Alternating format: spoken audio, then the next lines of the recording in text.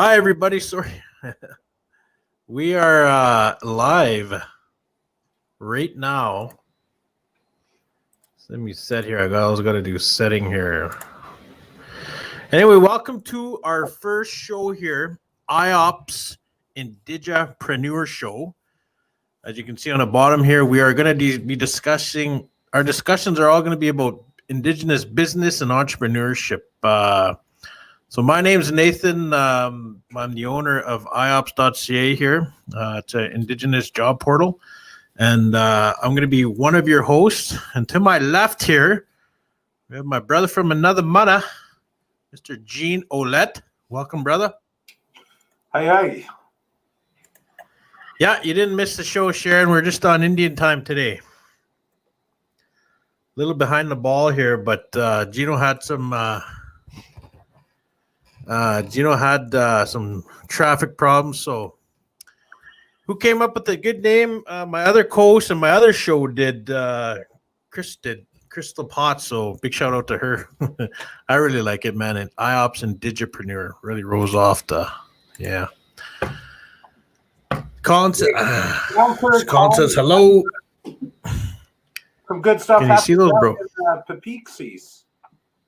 Can't hear you, Gene. Oh, just kidding. No, I have this thing turned on. Go ahead. So anyway, you guys, welcome to our show. We are going to be going live every Wednesday at 7 p.m. tentatively. It all just depends what we got going on in our lives. But during the show, what we want to do is start bringing on guests. If you have your own company, if you have your own company, if you're working for a company that's Indigenous owned, and you want us to maybe showcase them. The goal is to bring more connection and bring more involvement, or I guess where more Indigenous businesses and people can get their name out there more. So it's free marketing, basically. So we're going to try to do that connection. And then at the same time, you guys, we want you to share your stories so you can hopefully inspire other Indigenous future Indigipreneurs. Gino. Yes, sir. Yeah. So yeah, Nicole, I was actually gonna call you to bring you on the show. If you guys want to come on the show, right now we're winging it. I think our shows are probably be an hour. Hopefully be an hour. I don't know. We'll just see. It all depends. We're just going with the flow right now on this first show, and we're gonna see where it takes us. But yeah. Me, I am from Red Pheasant First Nation, and my brother to the left is from Red Pheasant. No, actually from Mistawassis First Nation in Saskatchewan, just north of Saskatoon. But yeah, I think that try to get the word out there. You guys start spreading the word about some of the entrepreneurs that exist. Businesses over the last while definitely been highlighting a lot of those companies. The one thing I tried doing this summer is that every time that we travel, try to stop in at those Indigenous businesses owned either by First Nations, the communities, or else even individuals. And this past summer, I did a lot of travel out to BC, throughout Alberta, Saskatchewan. So always support the Stony Nakota Lodge and casino there in Morley. Such a convenient place. We had some meetings out there. Went out to Kelowna and stopped in at some of the resorts out there that are Indigenous owned. So really, really good. We have a New Zealand sister all the way, a Maori sister all the way from New Zealand, and that says Kyora. That means hello in their language. So all the way from New Zealand, right on. Look at that. We're already across the world here, and it's our first show. And how do you pronounce that again? Kyora. Kyora. It means hello, and I think they also use it as thank you. Yeah, Kyora. They roll their R's. Yeah. I can't roll my R's. My tongue is not built for that. Yeah. So yeah, there you guys go. This is our first show. I do host another one called IOPPS Morning Show on other channels, and I've been begging and trying my hardest because I'm trying to get this guy to do another show, a business and entrepreneurship show on this page and then other ones. The reason being it's hadn't hasn't really been out there this much, like this much promotion. I've seen a lot of websites now starting to add Indigenous businesses where other Indigenous businesses can promote their business for free and stuff. So that's awesome. But I figured this is a good way to start bringing the show on here, and who not to have on there as my co-host, sorry, is my bro, who actually, me and him co-founded IOPPS.ca. And eventually, now I'm the fully owner, but my bro here was just so busy. He's on to other things in his life. And but we started doing these talk shows. Remember, bro, how long ago was that? 3-4 years ago? Jeez, yeah, 2-3 years ago, I think. Yeah, and this is how we started. We literally picked up our phones. This is when Facebook kind of started letting you bring people on, and we started interviewing people just what they're doing and stuff. And so here we are again. I guess you would call it a 360. We're back together again doing a show, and we hope to bring you guys value in this show. With all these shows, we want to bring you value every single day so you can take something out of it, and hopefully a good thing. Yeah, I think that not only for some of the just reading Adrian's comment, multi-million-dollar company, DollarMuk collects footwear. Do you know how they got started? That's that Manitoba Muck collects. Yeah. And they've I don't know, I'm not familiar with the story. Good bro of mine actually used to do some modeling for them over in Ottawa, and then he started traveling over to Europe, and those Manitoba Muck collects really took off. And but I don't know the story behind them. So I'm just getting a message here. Sorry, bro. We actually are going to have a guest tonight. We were supposed to had a couple guests, couple turned down because they were too busy. But I have a guest here that's going to come on. Hopefully here. He just texted me. He wants to come on right now and talk about his company. I'm in a meeting, he says. Jeez. Anyway, I guess he ain't coming on tonight. So, but anyway, sorry for cutting you off, brother. That sounds like an elected official. Yeah. But I want to come on, though. Actually, let's give a big shout out to Orange T-shirt Day, and us remembering the residential school atrocities, I guess, and just all the survivors. I know there's a lot of orange stuff going around all day, so it's good to see. That's why, I'm wearing mine, and Gino's wearing his.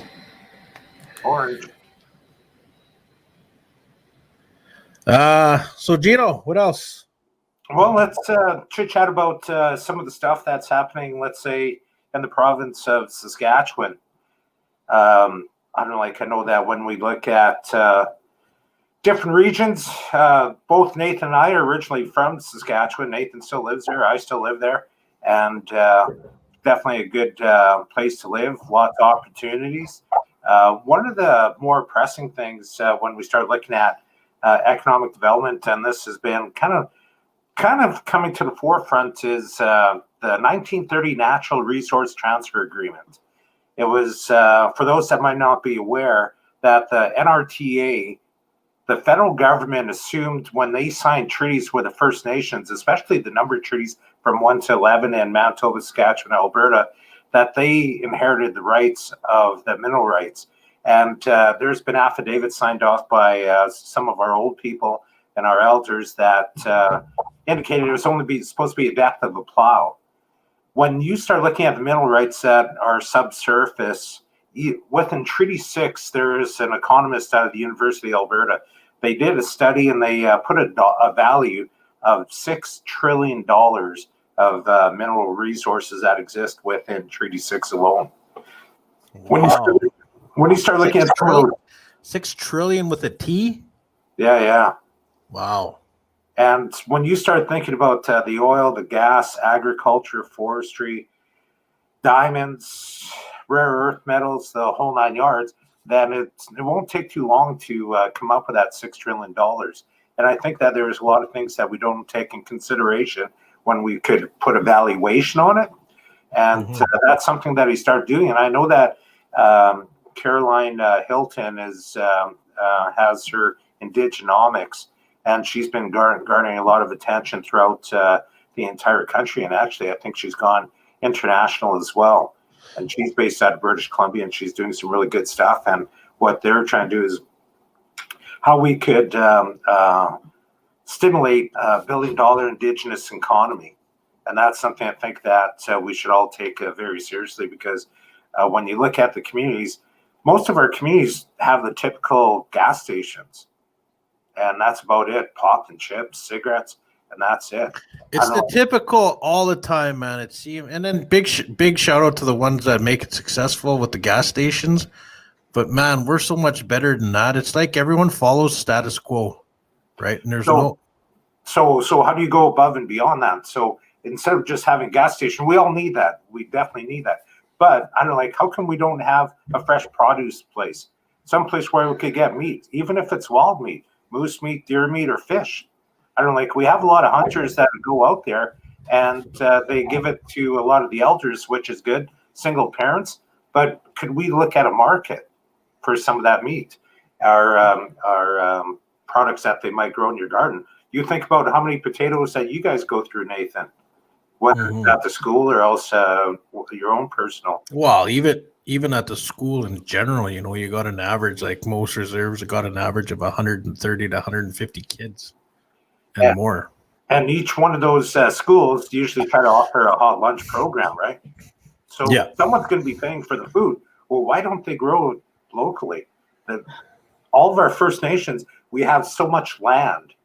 What are we doing with land? I don't like with the lady that came on from New Zealand, when they look at their economic development, they utilize every single square inch of their land as a leverage to benefit themselves, which is really good. And I think that's something that we have as a connection with as Indigenous people, is how can we work with the land to make us become sustainable, where we don't have to go to Walmart every week to go get our groceries. And I think with COVID, that people are starting to give a lot more thought into is that food sovereignty. And speaking of COVID and all the stuff, like obviously we know COVID really did a number on the economy across the world. But what it also did is it sped up technology in the way we use it. Speaking of which, and I'm a big fan of his, Elon Musk. So you're a fan? I never knew that. So anyone who doesn't know Elon Musk, Elon Musk is the Tesla guy. He's the SpaceX guy with all the satellites. He's the Boring Company where they're drilling tunnels under the ground, and then they're gonna shoot like trains and stuff through using airport. I don't know. He's just an amazing guy, man. But the biggest thing I'm really following, and I've been following ever since he announced it years ago, is internet satellite.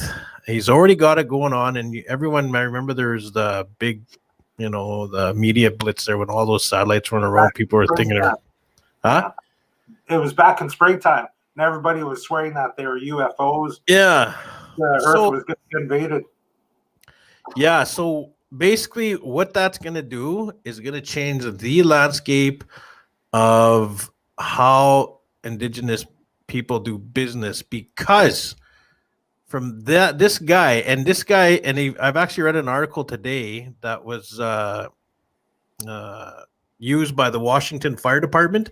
So since August, he let them use his internet, and basically all it is just like a satellite like this big, man. It's just like tiny, and you can plug it in anywhere, and you get internet. Like you got to plug it in. I mean, by just plug it in with power. So if you have a generator, you got internet. And these guys said like these guys were in a deep bush, like nowhere. They were not getting any signal with any other kind of satellites. And these guys got full bars, they got full internet, everything. So what that's going to do to other Indigenous communities, like way up in north in Nunavut, and you know, even my reserve where we got really, really crappy service, is give everyone a full equal playing field, I guess, to communicate with each other a lot better through internet.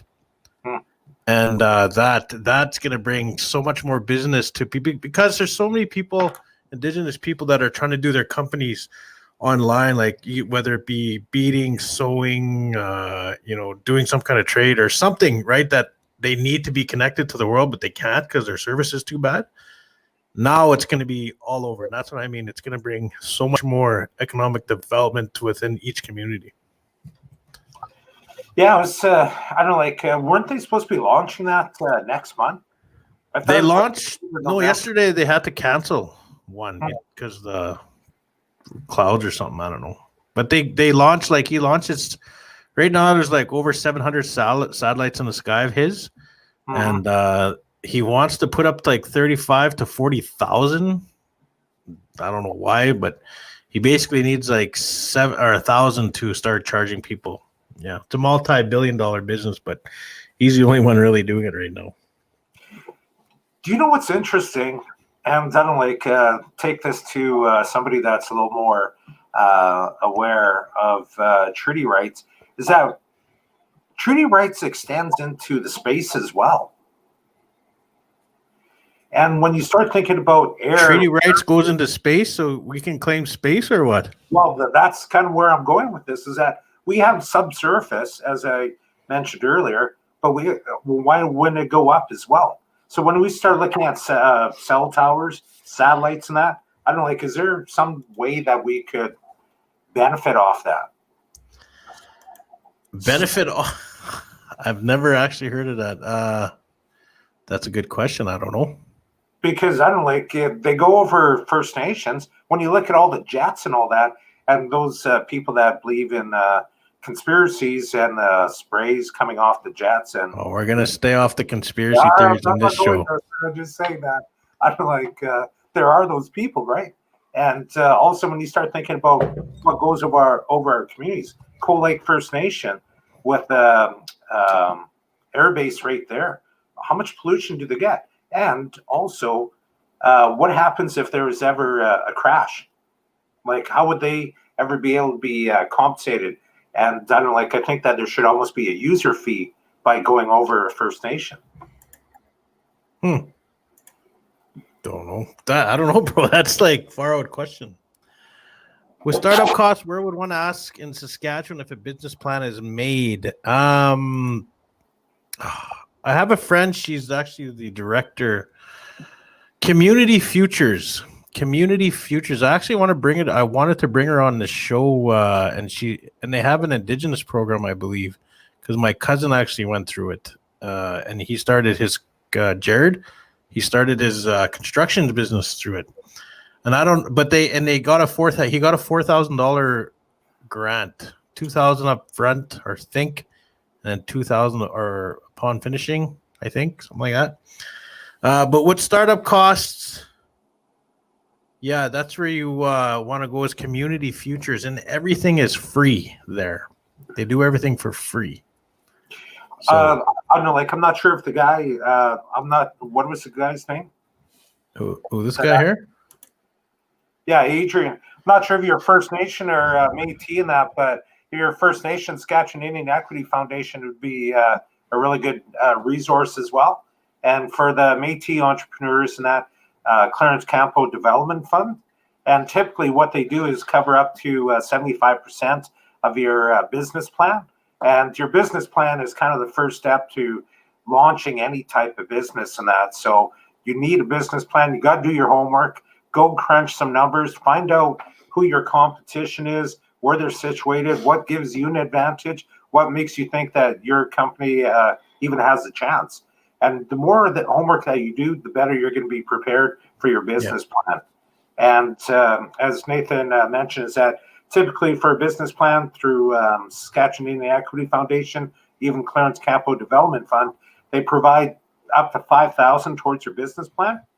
But then you got to come up with a percentage. So they cover 75%, which is $3,750, leaves you a balance of $1,250. Yeah. So 75-25 split. And I'm not sure how old you are, Adrian, but if you're, I think the definition of youth with the federal government is 35 and under. And if you're looking at towards trying to get a loan, you have to have 10% equity. If you're over 35, then it's going to be 15% equity, which means you got to have 10% cash in hand or in your bank account. And if you're over 35, then it's 15%. That's actually, well, thank you, June. That's pretty good. Gino basically laid that one down. That would actually be good to have a guest on this, someone from CFA, or even what's the one in Alberta? Alberta Indian Investment Corporation. Yeah, And then there's another one for the Métis called Apatoskun or something. Yeah. Yeah, and I think they're right across Canada. In each province, they just got a different name, but they all do the same thing. Yeah. So it'd probably be good to have them as a guest here sooner than later, because there is a lot of entrepreneurs on this page. One of the pages we're going live on, and a lot of people there's people with a lot of companies on there that have already been through all this, and there's a lot of people that are just starting out. Maybe that's what, I don't know if Adrian's starting out or not, but to get that kind of information out to you guys. And let me remind you, if you guys are wondering why we're bouncing all over, this is our first show, and we're just introducing ourselves, what we're going to talk about. Once again, I want to tell you we're going to be going live every Wednesday at 7 p.m. Central Time. Tentatively, it just all depends with what we're doing in our lives, but that's the whole hope. And in our future shows, we are going to have guests on here. And you guys obviously in the comments can ask our future guests, questions of how they got started, if they're going to answer, how much money they had to start up, all that kind of stuff. So definitely looking forward to that. Actually, that was going to be my comments. Adrian, why don't you post that question on one of the business and entrepreneurship page? And we have a bunch of entrepreneurs that have been there, done that. There's no sense to try to go reinvent the wheel when it's been rolling along for how long. Definitely reach out there. Right. Yeah. Ian Bear, why don't you have a show based around financing and equity options? Get Rebecca Morasti from BDC, someone from CCDF and CEF, etc. No, that's exactly. So during this show, that's exactly what we can talk about is financing and equity. Big thing. And I mentioned that, I think, on one of my shows. I have so many. I actually only have two right now. I wanted to do a show about financing because I'm 42 and I never really cared about my finances till I was about 38, 39. Didn't care about my credit, didn't care about anything, just like made money and just thought I would have bad credit forever. Never looked at my credit because I was too scared to see what I owed. And I just like to talk, but I walk the walk. But and actually, I don't like that's a good point, Ian. I don't like. I think another thing that would be interesting is bring on even a realtor and home ownership. When growing up, I don't like. I know with my generation, it was kind of a foreign concept because not too many people own their own homes. But now, all the younger generation, they are buying a lot of homes and making a go at in urban centers, rightfully so. And I don't like, I was thinking about that Tanya LaRose out of Saskatoon and maybe having her come on and chit-chat, explain what it takes to get a mortgage. What is a mortgage? What's amortization? What sort of interest rates? And how can you lock it in for X number of years? And right now with COVID, I don't like, a lot of people thought the housing market would actually crash.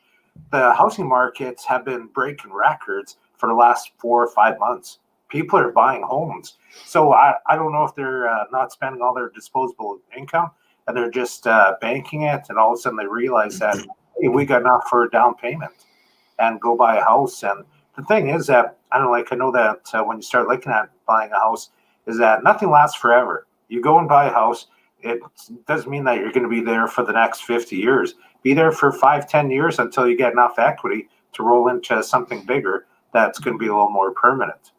So, but getting a start at a young age, boy, that's something I wish they taught in high school. And again, thanks for the comment, Ian, because that's something I think that hopefully within the Indigenous curriculums at schools, they implement that type of learning. Because it was actually Ontario mandated it for this year and forever forward that they start learning about finances in grade 2.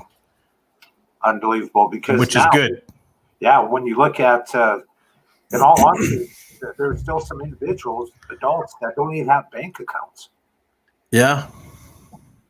It's pretty mind-boggling, right? So we could teach some of our young people at a young age how to look after their credit, protect their credit, and explain what is credit, because it definitely comes back and haunts you. I often think about when I was going to university and you have all those kiosks. Apply for a credit card today, guaranteed. American Express, all right, checked it out, and man, you could rack up as much as you want on it. Their interest rates, I think, are 30%. That's But that's the other thing a lot of us don't understand is like once you get a credit card, it's like go for it, right? All of a sudden, you got all your cousins. Cuz, I heard you got a credit card. Let's go. Hey, definitely, man. My cousin Theodore got a credit card when we were younger, and I was so pumped, man. We were all pumped. I think it was like $5,000 limit, man. We're like, wow, here we go. We're just young guys. What's that? Spent it the first night? No, we went hard, man. We went out. We were single dudes and just went hard and went to the bars and stuff. But yeah, no care. Ian says we need to increase our financial literacy through our communities. Yes, Ian. Actually, Ian, you'd be a good guest to come on here. Actually, we're going to add into here where it says, welcome to our discussion here, where we just talk business and entrepreneurship. We should add finance in there. I'm not the guy, but I think when we bring on the finance, we'll bring on experts, obviously. That's the whole point of this is, like I said, we're going to bring on experts and people that are in the know, like Ian Bear here, a friend of ours, who obviously knows his stuff about finance. So we are going to be bringing future guests on there. Ian, I really hope you could come on here and teach us a few things in the near future. I don't know, like I'm just wondering if there might be people that might not want to see their name on screen or put forth recommendations. Do we have like a Dropbox that they might be able to suggest topics of discussion, or even individuals, people that are somewhat role models? They're out there doing it, and how can we get them to come on to the show as well? Yeah, just put it in the comments there if you guys want us to, or let us know. Inbox myself or Gino, and let us know if you guys know anybody, or we'll probably end up doing a call-in as well. Actually, Ian Bear, let me know if you're still watching around. If you want to do a call-in right now, we can get you on just through the phone here if you'd like. And maybe you can give us a few more ideas of what we should do with this show going forward. Like I said, first show, we're just feeling it out. And we do know that there's a lot of Indigenous people out there with a lot of knowledge in business. And Gino actually is one of those people that has a lot of knowledge in business. I'm not going to say I'm a pro at entrepreneurship, because, I'm always learning, man. I think as an entrepreneur, you always learn. I know the basics about entrepreneurship, but I think there's a lot of other people out there that we can get on here as guests that will hopefully bring us huge value. Oh, right there. Right here. This man right here, Patrick Mitzwing. A lot of you guys know him. The owner of Powwow Times Online. I think he's got 250,000 followers.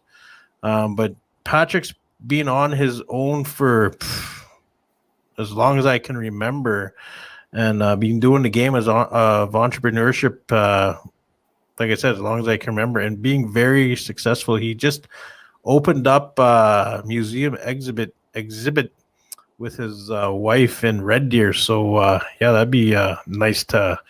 Definitely got to have Mitzwing on here, on Pat. So that's actually, I noticed, I saw that article, and to be opening up that exhibit in Red Deer of all places, Red Deer is just not one of those kind of places that welcomes people of different ethnicities, let alone Indigenous. So it was really good to see that. And Patrick, wicked fancy dancer, man. Pat, sorry, Gene. Pat, if you were at home, let me know, man. We can bring you on a show if you want. I don't know. I'm just trying to put people on the spot. Some people will take it and come on. Some people want a little time. But Pat, if you want to come on for a quick couple minutes, maybe, I don't know. Just giving you let me know and I'll send you the invite. But people like Pat, like I said, there's so many people out there, so many Indigenous people that can help like people like myself gain more knowledge and succeeding in this world. And guys like and people, I should say, like Gino Lett, who's well versed in the Indigenous business world. So, yeah. Do you know who you're working with anyway? You want to tell us about what you got in the oven? Yeah, actually, I'm working with one of the 4 Musqueam First Nations, Louis Bold tribe. I believe they would be the third smallest, I guess, population-wise, with the 4 bands of Musqueam, largest being Samson, second being Ermineskin, third is Louis Bold, and Montana First Nation being the 4th. And what I'm doing, the official job title that I have right now is administering business development for Louis Bold tribe. Mm-hmm. So been with them for just about 10 months now, and going out there and creating opportunities that somewhat existed but didn't exist before, creating new partnerships, putting together a development corporation. We're trying to cross the T's, dot the I's on that, going out there, creating contracts with the energy sector. Right now, we're doing a major reclamation project out at Pigeon Lake. That's been around for, I bet you about 70, 80 years. And they're finally cleaning it up. So we've been front and center on that, on some of the pipeline projects we're also doing. So, and also we're trying to chase the Enbridge Line 3 decommissioning of the pipeline. So got some good stuff happening. We're trying to get involved in a little more of the construction side. Looking at the training to employment initiatives as well. And also here in Alberta, they have this thing called the Alberta Indigenous Opportunities Corporation, AIOC. I see that.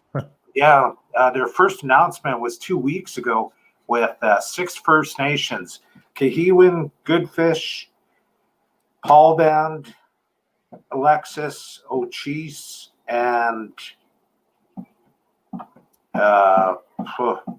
another one. I just forget what the 6th one is, but the project is a cascade power generation. It's the value is 1.5 billion. Through the AIOC, those 6 First Nations were able to secure $96 million and use that as equity into the project. The lifeline of a power generation facility is probably looking at minimum 25 years. So if you could build a business plan over that 25 years, you're going to be generating revenue coming back into the community for that 25 years. To me, the AIOC is definitely a game changer.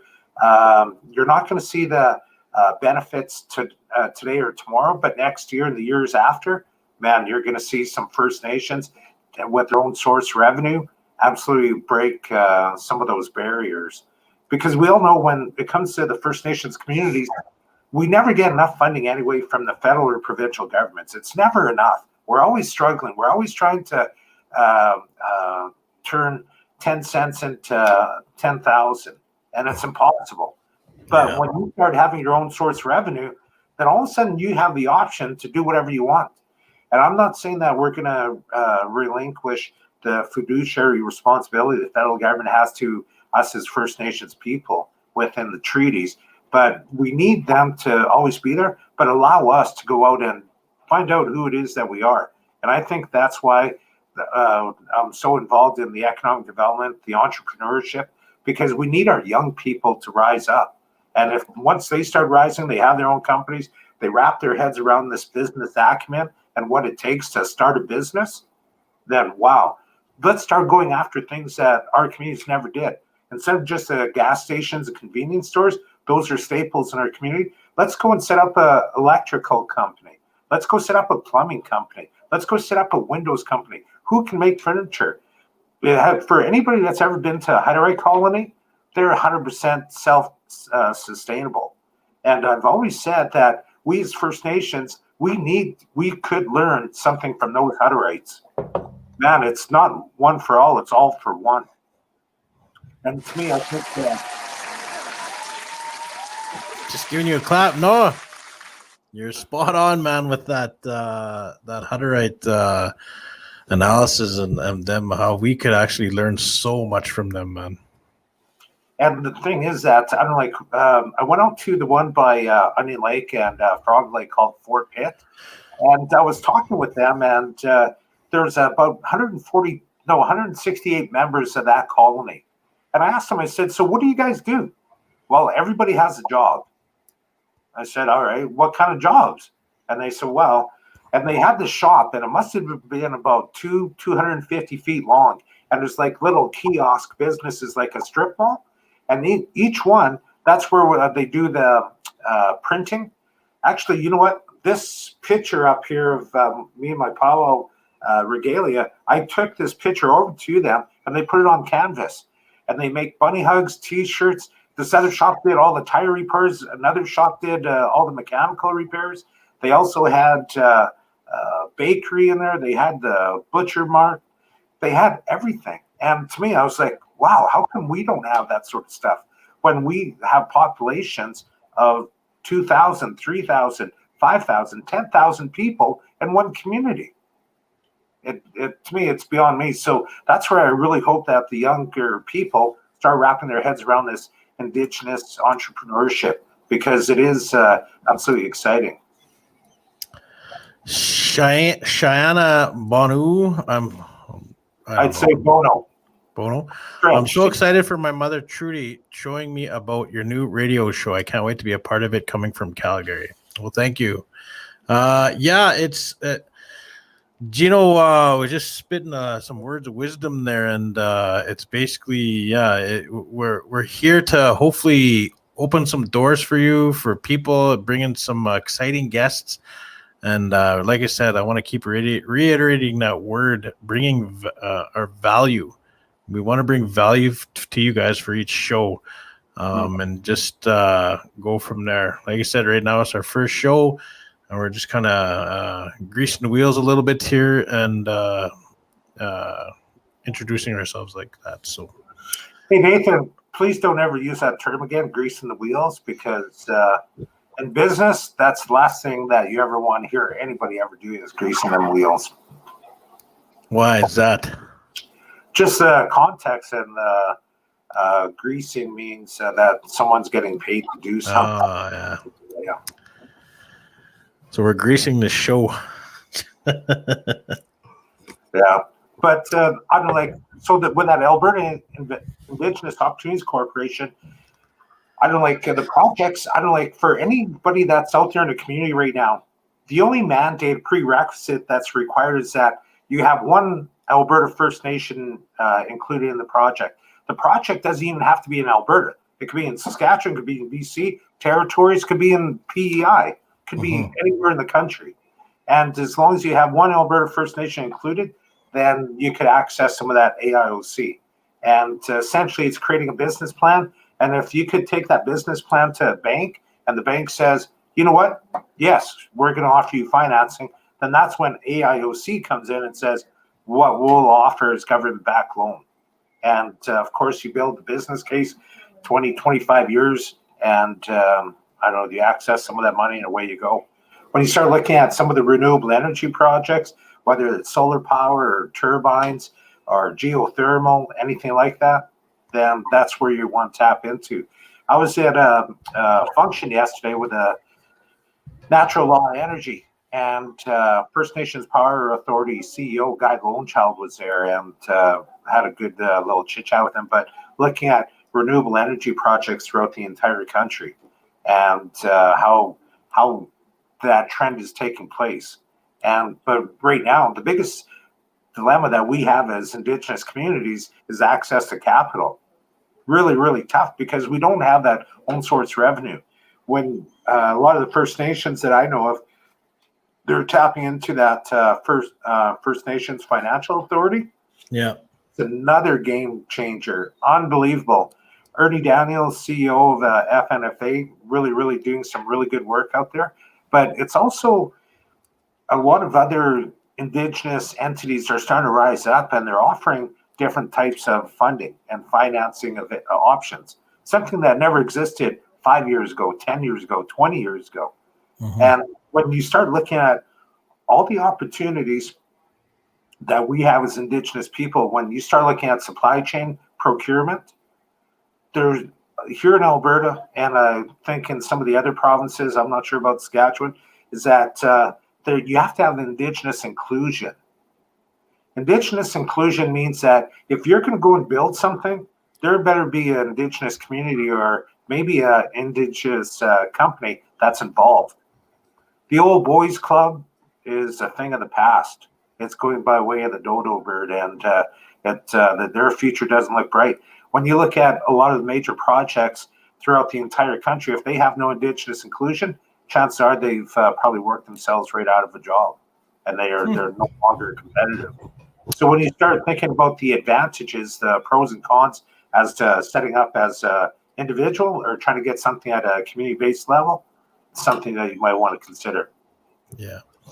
Well, thank you, brother. He's just, I see you get him going, and guy can't stop, but he's got a vast knowledge of the business world and what's making everything click. He's up to date and very well sought after man who, is very well connected in the industry world in Alberta and Saskatchewan, across Canada almost. But I think we're going to end our show here. Like I said, we just want to introduce ourselves. When we start going next Wednesday, we will have a guest, whether it be an entrepreneur or someone from the business world or a company or whatever. We're going to have guests here. This is what our show is going to be about going forward. Like I said, again, bringing value to you guys in each section, whether it be business. And we're going to add finance. Thank you, Ian.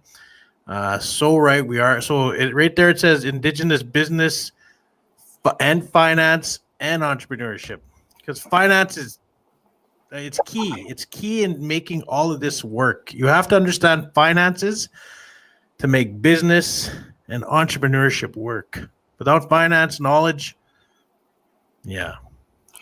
Actually, the three pillars of business is one is the financial capacity. So you got to have the financials in place. The physical capacity, if that's an office space, or else if that's equipment, something that you need. And the third one, and I think the most important one, is human capacity. Mm-hmm.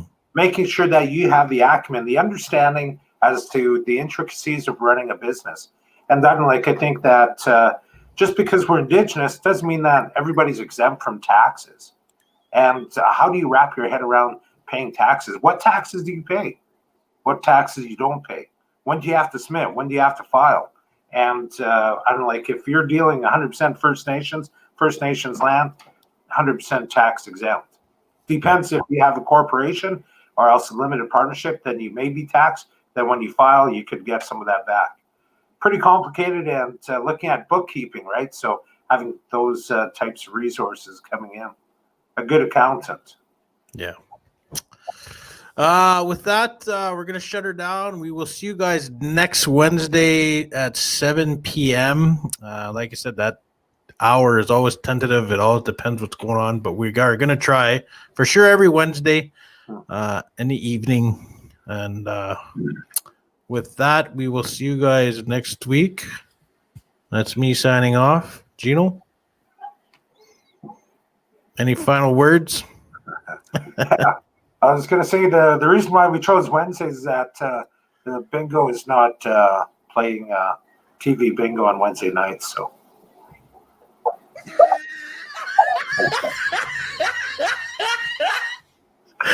Yeah. One of your uncles, Nate.